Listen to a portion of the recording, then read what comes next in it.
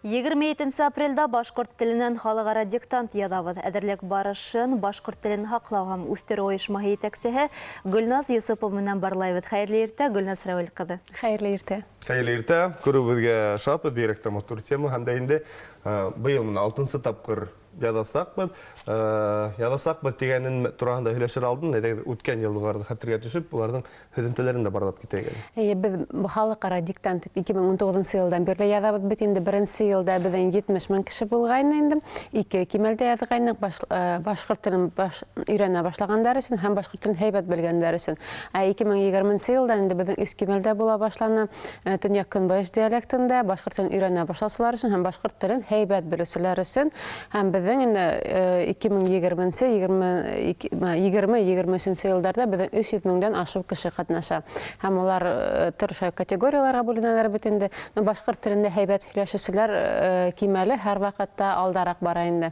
Онда 100 мыңдан ашу ортасағында 70-80 мың һәм 30-40 мың енді біздің Төньяк Көнбайыш диалектінде ядушыларда бар. Һәм бұйыл диктантты 27 апрельда ядады бетінде. Бұйылға ағымдағы акция неме әмінен өдінсәліклі?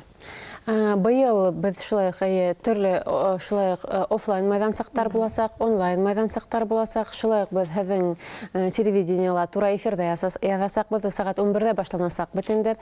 Һәм бұнан бұйыл енді біз офлайн майдансақтарды көбейтірге тырышабыз. Һәм түрлі орындарда болыр. Бұйыл мұна мәсәлән яңа майдансақтардан бірі болып парк патриоты паркы тұранды. Патриот паркында. Иә. Хәмдә инде слапта әлегә әйтеп үтеп китте, хөрмәтле тамашачылар. Сәгать 11-дә 27 апрельдә БСТ каналында тура эфирда һездә диктант яза алаһыгыз. Хәмдә инде һез генә түгел, Ер шарының түрлі нүктелерінде яшеген милләттәшләребезне дә бұл эшкә сакырабыз һәм ошо ер шарыбызның түрлі өлкәлә яшәгәндәр турасында бераз һөйләгез. Кемдер менән эшләгән? Безнең төрле сетилдәрдә яшәгән, күрше төбәкләрдә яшәгәннәр дә бар, язарга тырышалар бөтенләй. Олар елдан ел күбәя, без һәрбер инде башкортлар сетилдәргә, күрше төбәкләргә күсеп китә, уларның һәрвакыт бәйләнештә һәм уларда ла шулай ултырып язарга сакырабыз. Мәсәлән, иң актив язучыларыбызның шу Силәбе өлкәһе, Пермь өлкәһе, Оренбург битенде, Екатеринбургтан безнең бик күп башкортларыбыз яза. Сит өлкәләргә килгәндә инде безнең Төркиялә безнең бик күп башкортлар битенде, Казакстан, Үзбәкстан, уларның һәрбер калаһында майдансактары бар. Шулай ук Белоруссиялар хатта Төньяк Көнбайыш диалектында язарга тырышалар. Һәм уларга берәй ниндәй гариза калдырырга кирәкме катнашу өчен? Без әлеге вакытта инде безнең сайтыбыз бар бит, башдиктан.ру дип атала, һәм шул сайтта без онда шулай үзегезнең майдансактарыгызда теркәлеп була инде. Кемдер булай язарга теләүчеләр офлайн майдансактарда, олар инде шул сайтка кирип, ниндәй майдансактар бар, шул майдансактарда хайлап үзләре шунда теркәлә ала инде. Чөнки урындар бар бөтә ердә бит инде ограничены, өлгереп калырсын, менә бүгеннән инде регистрация үтә башласак була. Алдан хәл итеп куйыгыз, хөрмәтле дуслар. Һәм дә инде диктант язуның табыр үзенчәлекләренең бере ул әлбәттә текст, әмма ул текстты укыган кеше мөһимрәк, чөнки уның интонацияһы, уның дөрес куелган тавышы бар итәргә тиеш. Ул сырыкта мин уйлыймса хата язучылар күбрәк булыр, һәм кемдер укыясак быелгы диктантты? Кемдер укыясакмы? Әйдә, иң беренче кемдер яза безгә бу текстларны. Без ел һәм бит инде Башкорт дәүләт университетының Өфе технология университетына һәр вакыт ярдәмгә сыгатырга инде. Улар да быел да безгә ярдәм итеп баралар, ләкин быел инде без язучылардан яңа текстлар яздырып алдык. Улар Лариса Абдуллина, Мөнир Кунаев һәм безнең яңа язучыбыз, яшь язучыларыбыз бере Айдис Баймөхәммәтов. Улардан яңа текстлар хәләтеп алдык. Улар да безнең филология фәннәре докторлары, кандидаттары карап сыктылар һәм ошо яңа текстлар була. Бу текстлар безнең гаилә темаһына арналган, яшьләр елы битенә безнең Корылтай тарафыннан игълан ителде, яшьләргә арналган һәм шулай ук әлбәттә патриотик тема буласак. Укучыларга килгәндә без әлегә сер итеп тотабыз дип әйтәйек инде, чөнки сынапта укырга теләүчеләр бик күп. Без шул теләүчеләр арасыннан иң-иңдәрен хайлап алып, өйрәтеп инде эфирга алла бирһә сакырасакбыз.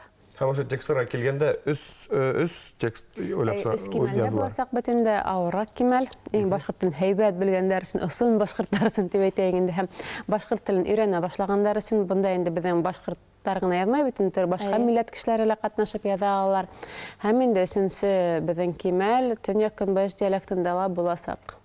Һәм шулай ук әйтеп үтмәенсә булмай, 27 апрельдә Атайсал форумы ударга тора бит инде һәм Торатау конгресс холлында диктант язу өчен шулай ук бер майдансык эшләнгән дип ишеткән идем. Шулай ук менә безнең шулай ук Атайсал форумында ла безнең майдансык эшләячәк. Онда инде башкорт телен һәйбәт белгәннәр өчен Эльвирнат Кадаев кулы укып китәсәк инде шул Атайсалда катнашучылар өчен. Һәм тагыла яңалыктардан түгел, шуны әйтеп кетейік дип уйлайм. Безнең диктант 27 сәгать 11-дә башланасак, ләкин кемдәр, мәсәлән, тура эфирде карап өлгермәйҙәр яки майдансыктарга бара алмайҙар, бу эш көне безнең 20 көндә бөтендә. Улар шулай 3 көн буена яза алалар. Эштәр 29 апрельдән төнге 12-гә тиклем эштәр кабул ителәләр. Эштәрдә инде баш диктант бот каналына ебәреп була. Һәм дә инде, мине уйлавымса, барыбер дә тура эфирда язарга кирәк, чөнки бәлки гадел түгелдер дә һуңынан язып ултыру, чөнки туктаты була бит инде, яңынан тыңларга була. Шуңа ысын белем кимәлен тикшереп карарга теләгән хөрмәтле дуслар, сәгать 11-дә БСТ каналында тура эфирда карасак, һәм дә инде рәхим итеп сакырабыз. Һәм дә аңгәмадагында тагы нинди проекттар менән эштәгез әле вакытта? Безнең шулай ук диктант бите менән без 1 июнь мин башкортча һөйләшәм фестиваленә әзерлек башлана. Ул безнең 1 июньдә Арт квадрат территориясында була дип әйтәйек инде. Иртәнге сәгать 12-нән башланасак, онда балалар өчен мастер-класстар буласак, төрле концерт номерлары, уендар һәм башка төрле мастер-класстар һәм сәгать 5-тә инде мин башкортча һөйләшәм дигән фестивальдең үзендә инде безнең яшь башкорт йырчыларын сыгарга уйлыйбыз инде. Рәхим итегез, килегез. Барыһы бушлай буласак. Һәм дә инде был фестиваль үтер алдынан без тура эфирда барыһында тагыла интекләп һөйләшәбез һәм тамашачыларның итегезгә төшереп әлегә хөрмәтле дуслар, яна бердә итегезгә төшерәбез 27 апрельдә сәгать 11-дә БСТ-ның тура эфирында һез безнең менән диктант яза алаһыгыз. Һәм дә инде кемдер өлгереп калмай, яна бердә тамашачыларның исенә төшереп китәйек, кайда теркәлергә, кайда гаризалар ебәргә. Баш диктант сайтында, башдиктант.ру сайтында теркәлеп, онда язып була һәм шулай кемдер өлгермәй, улар шунда язылган эфирде карап инде диктантта язып, баш диктант бот Telegram каналына эшләрен ебәреп, шунда үзләренә электрон сертификаттар ала алалар һәм оценкаларны шунда әйтәсәкләр инде шул каналда уларга. Баралар дигән баралар уңайлы. Без язабызмы? Язабыз. Әлбәттә. Алла бирһә. Хөрмәтле телевизор караучылар, безнең менән башкорт телен һаклау һәм үстерү оешмаһы итәкчесе Гөлназ Юсупова булды.